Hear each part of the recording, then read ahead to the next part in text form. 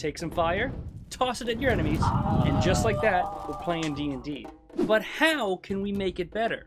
Well, let's talk about it. Speaking of fire, let's start off with this combo that I like to call Empowered Combustion. This combines the spell Immolation with Elemental Bane.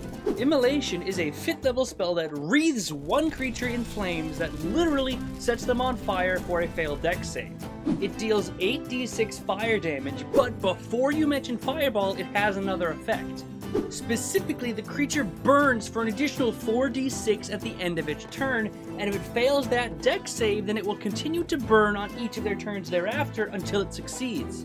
While I didn't include it with the technical combo, if you combine this with something like Bane or anything to give disadvantage on dex saves, this spell is amazing for consistent single target damage. But the second part of this combo is where it really kicks into high gear. Elemental Bane removes resistance of a type of damage and then increases the damage of that chosen type by an additional 2d6. And while that might not sound impressive, just give me a second. That effect can occur once per turn. And for those of you who don't understand why I have this smug grin on my face, allow me to explain. A turn is one creature's actions and choices during the entire combat round. If there are 4 creatures in combat, that means 4 turns for 1 round. Is this starting to make sense now? If you cast Elemental Bane on an enemy and then immolate them, they take 10d6 fire damage and then 6d6 fire damage at the end of their turn. But for an added bonus, if you or a party member happens to have other fire spells, you can continually use fire spells to deal the extra damage on top of that, making the extra damage from Elemental Bane crazy. Now obviously this combo is incredibly reliant on an enemy failing a saving throw, so if you wanted to take this a step further, like I said earlier, you might want to combine it with other spells or abilities that hinder their saves. But if you can pull this off, it is arguably the best consistent single target damage combo that I have mentioned in this series to date. Next up on this list is a suggestion from our last combo video from the Tired Tortoise that I have taken to calling the Shock and Sprint, and it combines Shocking Grasp with Expeditious Retreat. This combo is meant to be the get the f out of somewhere really fast, so let's start off with Expeditious Retreat. The spell empowers the caster with speed and allows them to use their bonus action to dash for 10 minutes or as long as they concentrate on the spell. But the one problem with this is what if you are within range of an enemy? Seeming as how dashing does not prevent attacks of opportunity, you're still going to take an attack regardless of how fast you move. And so we fix that with Shocking Grasp. Since Expeditious Retreat is a bonus action, a single player can cast Shocking Grasp as their main action on that same turn. Shocking Grasp, as well as dealing damage based upon the level you are, also removes a target's reaction. And an opportunity attack happens to require a reaction, so as long as a Shocking Grasp attack hits, this combo is good to go. While it might not be the most exciting combo, it can be an incredibly clutch combination that you can pull out whenever you need to get out of somewhere really quickly. Granted, this combo is a little bit obsolete with a Chardalon Stride, but that is a 2nd level spell, so I guess there is some leveling variance here. But anyways, next up we have a combo that I like to call the Grasping Depths, and it combines 2 of my favorite spells, Maelstrom and Plant Growth. Maelstrom creates a 30-foot radius swirling whirlpool of water within 120 feet of the caster, causing difficult terrain. Now, just to exemplify how big a 30-foot radius sphere actually is, because I know it can be kind of difficult, it is roughly the length of an Olympic swimming pool, 2 telephone poles on top of each other, or 100 bananas all lined up in a row. If that does not give you a clear picture, then I don't know how to help you. Honestly, it's 100 bananas. I don't know how much more obvious I can be. Anyways, creatures caught within the whirlpool must make a saving throw or take 66 bludgeoning damage and are pulled 10 feet towards the center. Since it's difficult terrain, if you cast this with a creature in the center, there is no way that creature can escape the pool without dashing unless it has a movement speed of 65 or greater. But what if we make it impossible to escape? Insert Plant Growth. Plant Growth creates a 100-foot radius overgrowth of plants that slows creatures within.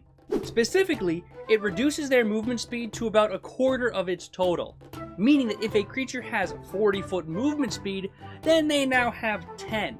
This means that even if they dash, they can only move 20 feet, and that is not even considering the Maelstrom effect and pulling them back into the center. If we throw these two spells together, it gets a little bit crazy.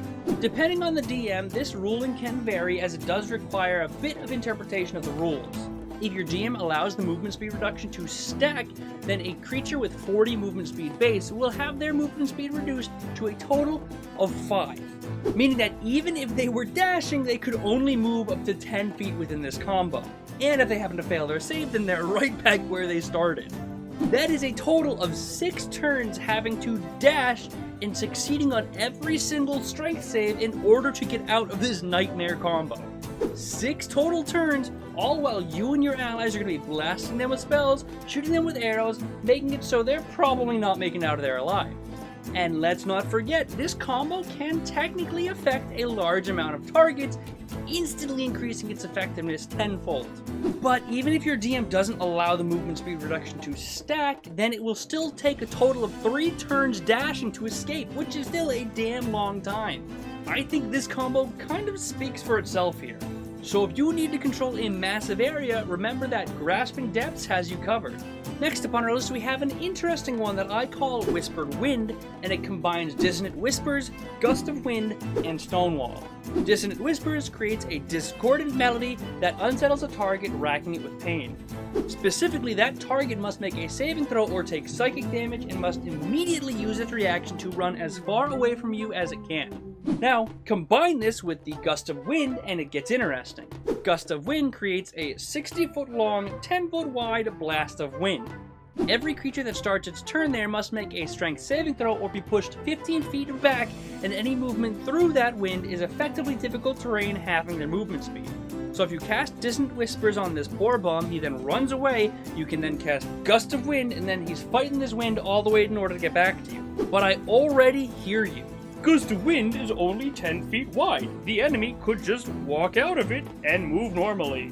And you would be correct. Tell them what they've won, Lee. Well, Lee, I'm glad you asked. They've won an all-expenses-paid trip to the Behold This Crit subscriber tab. They can find amazing things like the Behold This Crit Discord, or other amazing videos, much to the displeasure of their DM. All they need to do to collect this prize is hit that subscriber button now. Back to you, Lee. Thanks, Lee. Anyways, back to Whispered Wind. So yes, your enemies could step out of the wind quite easily, which is where Wall of Stone comes in. You simply cast Wall of Stone down the entire span of the Gust of Wind, and then they've got nowhere to go. You simply sit at the end of that corridor that you created and blast that sorry son of a gun with whatever you got until there is nothing left. Generally good for one or a small amount of targets, but still powerful combo nonetheless. But let's finish up with our last combo for today with a classic that I like to call Restrained in Flames, and that combines the spells Entangle with Wall of Fire. Entangle is a classic spell that creates a 20-foot square of grasping vines that creatures within need to make a strength save or become restrained. Wall of Fire creates, well, a wall of fire, surprise, surprise, and the wall can be made 20 feet diameter circle, which just so happens to be the perfect size to encompass the 20-foot weeds we just created using Entangle. The great thing about the combo is that Wall of Fire deals damage to all creatures within 10 feet of the wall, depending on a dex save.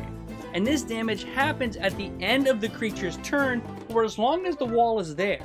But Entangle happens to restrain enemies. And being restrained means that a creature's speed is 0, and they have disadvantage on all dex saves. So considering this, if a creature fails their dex save to break out of the restrained condition, then they're going to take damage from Wall of Fire multiple times, instantly increasing the potency of this combo. And depending on your DM, one might argue that vines are flammable, thereby making more fire, thereby making more damage, but hey, that's just spitballing, it's totally up to your DM. Anyways, nobody wants to be restrained in flames, so if you need to deal damage to a group of enemies, pull this combo out and you'll be sure to come out on top. And that does it for super powerful combos in D&D 5e. As always, I wanted to end this video with a huge thank you to our patrons and members. If you want to support the channel, you can become a YouTube member or join our Patreon down below.